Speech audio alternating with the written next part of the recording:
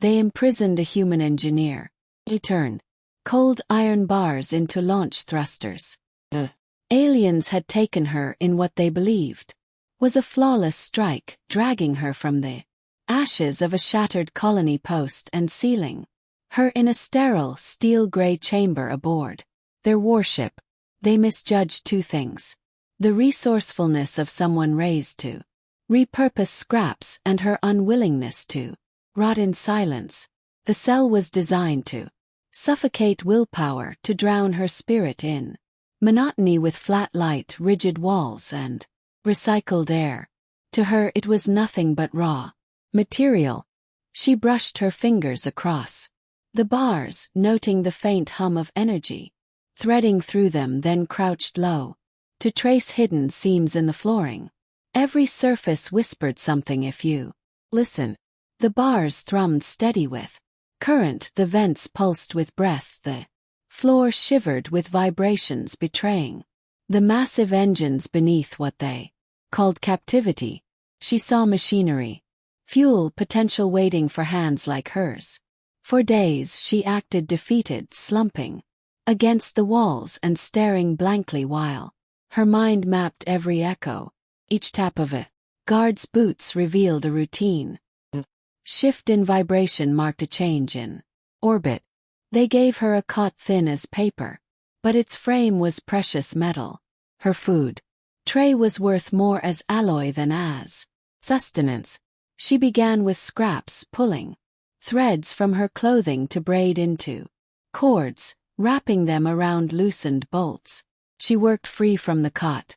She filed the tray's edge against the floor until it became a crude blade. The guards ignored. Or why wouldn't they? To them she was a helpless captive, wasting hours fidgeting.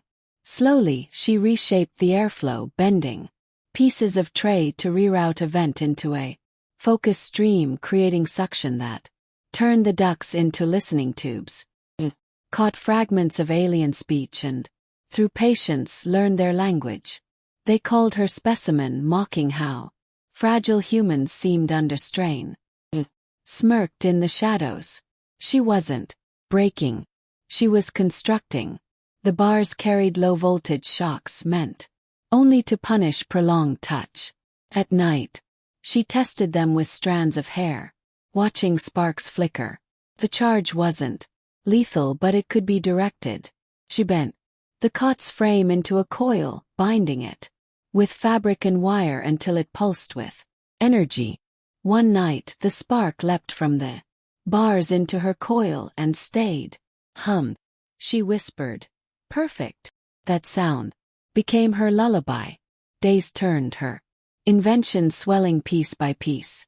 The floor panels loosened when pressed in a careful rhythm. Beneath them she found wires. Using a sliver of sharpened tray wrapped in cloth, she tapped into stronger power. The hum deepened enough to make the walls tremble faintly.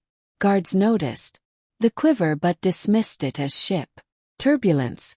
Their arrogance sheltered her better than armor. By the time the cruiser neared its fleet, her cell was no longer a prison. It was a cockpit.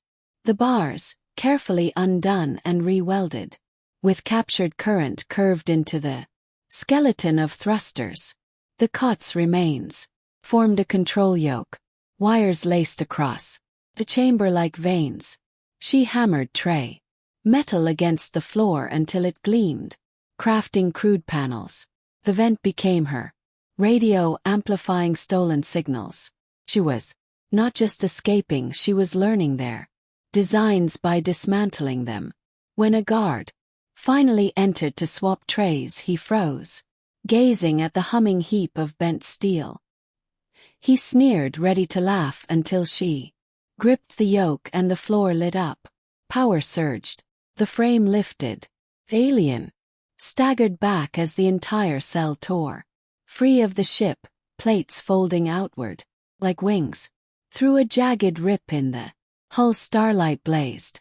The vacuum shrieked before her creation sealed itself with a blast of energy, welding gaps shut and locking pressure inside.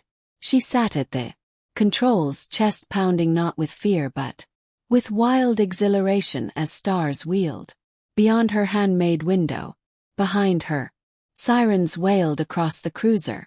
She was already gone, carried on stolen power. And she laughed, because it wasn't only a. With each tweak, every adjustment, she had built it for battle. The cell was reborn as a warship, and the fleet outside was about to discover what a human captive could create from scraps, stolen current, and raw imagination. The first alien vessel swiveled toward her, weapons primed. She gripped the yoke, thrusters answering as if they had always been hers. The cruiser's guns locked on target, beams igniting with the promise of shredding her fragile craft. But she had counted on their conceit.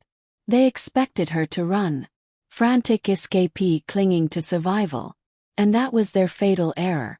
She had constructed not only a ship but a weapon filled with every lesson she had learned on Earth.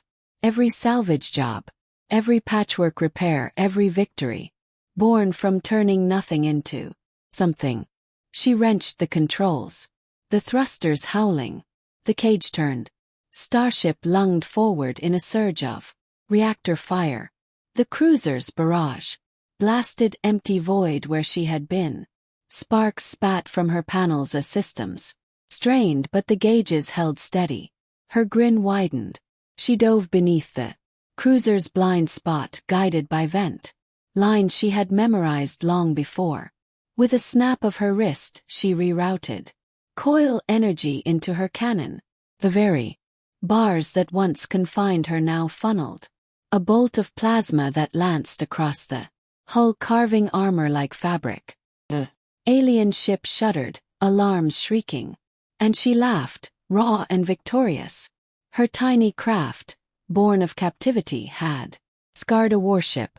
The fleet reacted, shifting formation, weapons rising, voices shouting through channels she now intercepted with her vent-forged comms.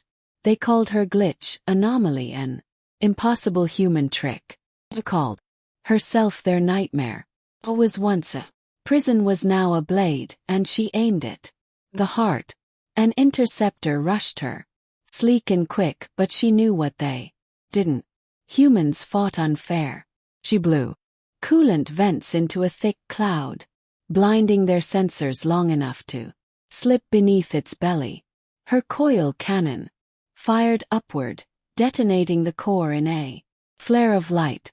Two more attackers closed, but she twisted the yoke, throwing power unevenly to spin her vessel in a feigned stall. The hunters moved in, certain of victory, until she straightened and fired twin bursts, shattering one and sending the other tumbling.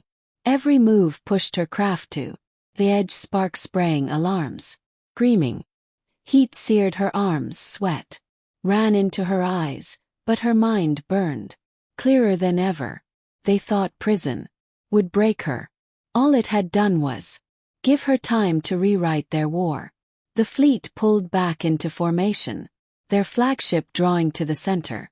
She knew its outline from whispers she'd stolen through the vents. This was their command hub, the one choking Earth in a blockade.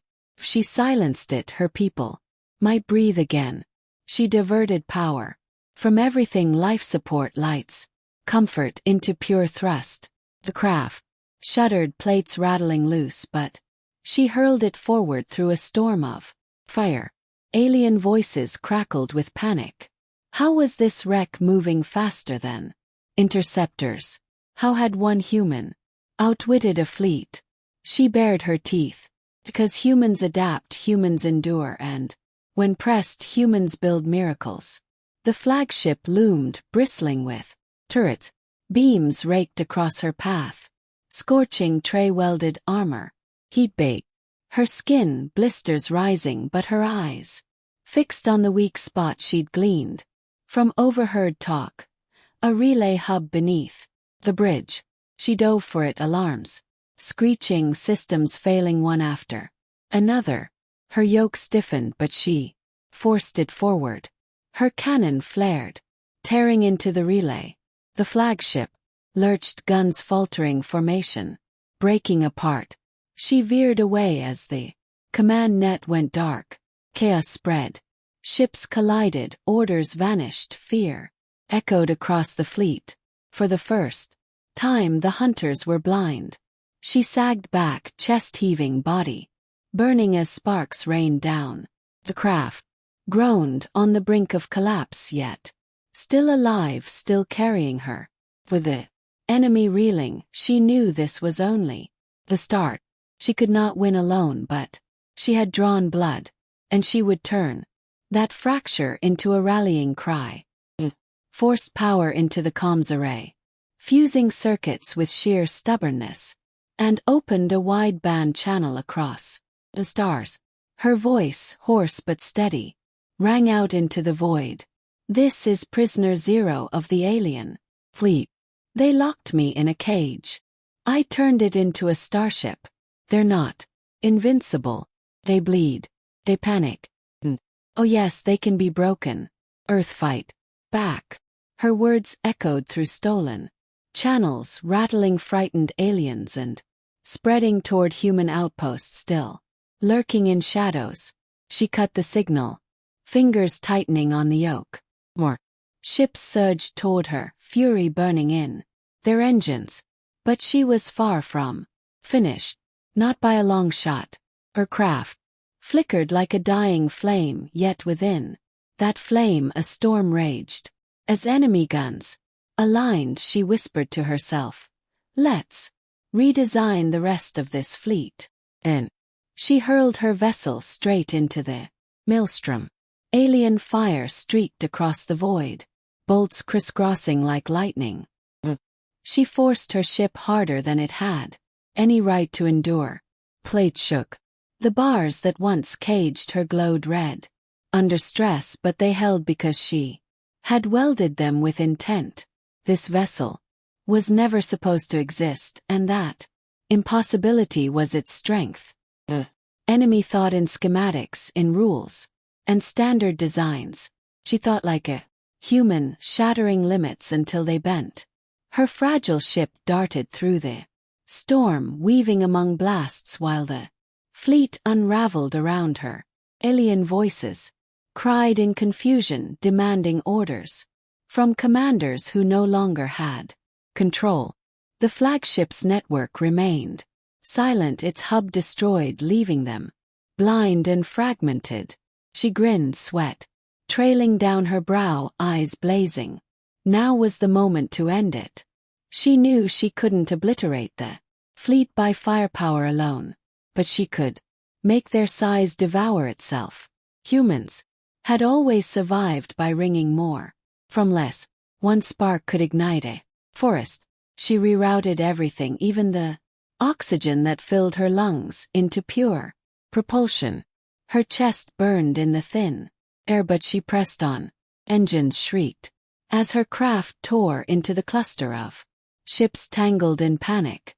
Her cannon flared, not to destroy but to corral, forcing enemy vessels into each other. One burst sent two cruisers colliding, the explosion rippling outward, flinging smaller ships into chaos. Her lungs screamed, her vision blurred, but she rammed her ship along the wreckage, scraping until she found exposed conduits. With trembling hands she poured her final reserves into the debris. The surge raced through the wreck like wildfire. The chain reaction was devastating. One blast triggered another, leaping from ship to ship until half the fleet was engulfed in fire. Light split the dark, explosions blooming like stars as hulls collapsed. Silence followed, broken only by the crackle of dying signals. Her vessel spun, powerless, alarms shrieking, panels shattering around her. She clung to the yoke, body trembling, vision fading. She had given everything, yet she had done the impossible, forged a weapon from a cage and shattered an empire's fleet. Her ship drifted oxygen-thinning stars, fading at the edges of her sight. Thought of Earth, of the hidden survivors praying for a chance. She had bought them that chance. Maybe that was enough. Then, through the static voices, broke through human voices. Outpost she had reached, now answering. Carriers long thought lost emerged from the shadows. "We heard you," one voice declared, unyielding and fierce. "We're coming." And they did. Human ships burst forth from colonies tucked in dust, from asteroids hollowed for shelter, from moons scarred by war. They were patched, crooked, welded together like her own craft, but they flew and they fought. They carried the spark she had lit.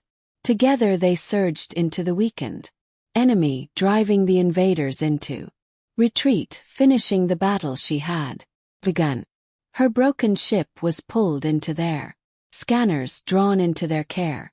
Engineers stared in disbelief at what she had forged. Pilots saluted. Soldiers cheered. They called her by name. Prisoner Zero had become the first spark of victory. As they carried her home, she looked out at the ruins of the fleet, burning across the stars.